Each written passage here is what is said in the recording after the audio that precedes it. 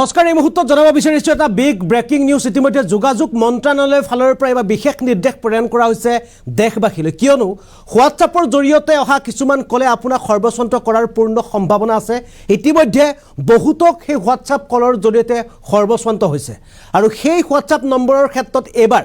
বিশেষ নম্বৰ জাৰি কৰি এবাৰ বিশেষকৈ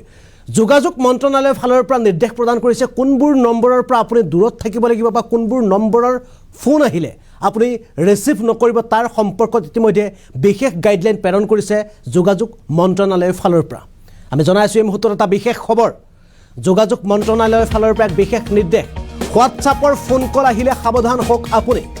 হোৱাটছআপত ফোন কল আহিলে সাৱধান হোক আপুনি এটা ভুলৰ বাবে হেৰুৱাব পাৰে আপোনাৰ সকলো এটা ভুলৰ বাবে হেৰুৱাব পাৰে আপোনাৰ সকলো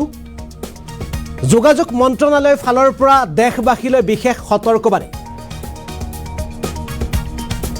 বিশেষ নম্বৰৰ পৰা অহা হোৱাটছআপ কলে গ্ৰহণ নকৰাৰ নিৰ্দেশ প্ৰেৰণ কৰিছে এতিয়া যোগাযোগ মন্ত্ৰালয়ৰ ফালৰ পৰা +92 ৰে আৰম্ভ হোৱা হোৱাটছআপ কলে সৰ্বস্বন্ত কৰিব আপোনাক আপুনি সাৱধান হোক +92 পৰা যদি কোনো নম্বৰ আহিছে ৰিসিভ কৰিলে চিনাকি দিব CBI অথবা CIDৰ বিষয়া বুলি বিচাৰিব পাৰে আপোনাৰ পৰিচয় বেংকৰ তথ্য সাইবাৰ অপৰাধীয়ে লৈছে নতুন কৌশল ইতিমধ্যে সাইবাৰ অপৰাধীয়ে নতুন কৌশল লৈছে আৰু সৰকাৰি নম্বৰ হেক কৰি আগবঢ়াব পাৰে লোভনীয় অফাৰ সৰকাৰি নম্বৰ হেক কৰি তেওঁলোকে লোভনীয় অফাৰ আগবঢ়াব পাৰে ভুলতো এনে নম্বৰৰ পৰা ফোন কৰিলে ৰিসিভ নকৰিবলৈ নিৰ্দেশ প্ৰেৰণ কৰিছে বিশেষকৈ +92 প্ৰবঞ্চনাৰ বলি হলে 1930 নম্বৰত যোগাযোগ কৰাৰ নিৰ্দেশ দিছে 1930 নহলে www.cybercrime.gov.in ত দিব পাৰিব অভিযোগ ইতিমধ্যে জনাইছো এক গুৰুত্বপূৰ্ণ খবৰ এক বিশেষ খবৰ ইতিমধ্যে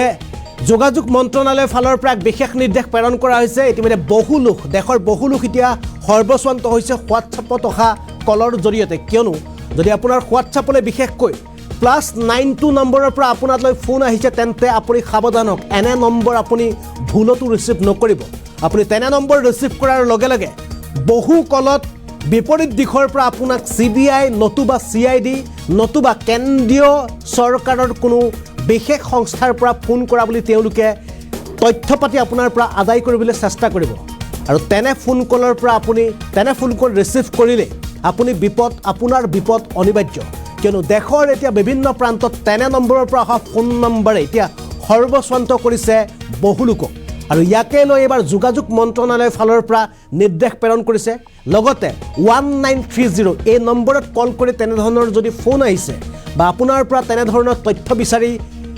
লৈ গৈছে বা আপোনাৰ সৰ্বস্বন্ত হৈছে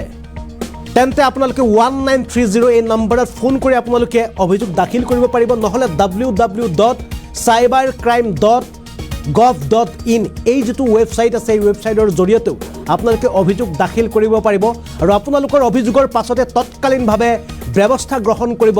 ভাৰত চৰকাৰে আমি জনাইছো এই মুহূৰ্তত এটা বিগ ব্ৰেকিং নিউজ কিয়নো ইতিমধ্যে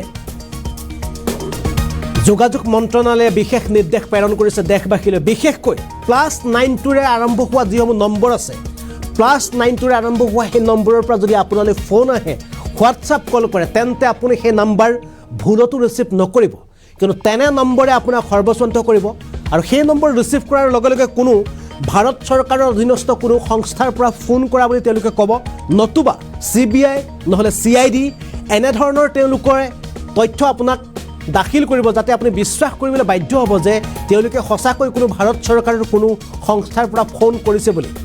কিন্তু প্ৰকৃততে তেওঁলোকে তেনেদৰে আপোনালৈ ফোন নকৰে আৰু তেনেদৰে ফোন কৰি হয়তো আপোনাৰ পৰা তথ্য সংগ্ৰহ কৰি ল'ব তেওঁলোকে আৰু তথ্য সংগ্ৰহ কৰি লৈ যোৱাৰ পাছতে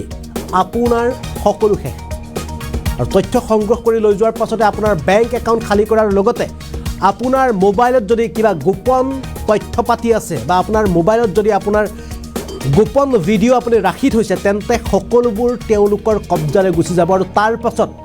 তেওঁলোকৰ কথামতে আপুনি উঠা বহা কৰিব লাগিব বা তেওঁলোকৰ বিচৰামতে আপুনি তেওঁলোকক দিব লাগিব ধন আৰু বিশেষকৈ +92 নম্বৰ +92 নম্বৰে আৰম্ভ হোৱা যিসমূহ ফোন আছে এই ফোন কলবোৰ ৰিচিভ নকৰাৰ পৰা বা ৰিচিভ কৰাৰ পৰা বিৰত থাকিবৰ কাৰণে নিৰ্দেশ প্ৰেৰণ কৰিছে এবাৰ যোগাযোগ মন্ত্ৰণালয়ৰ ফালৰ পৰা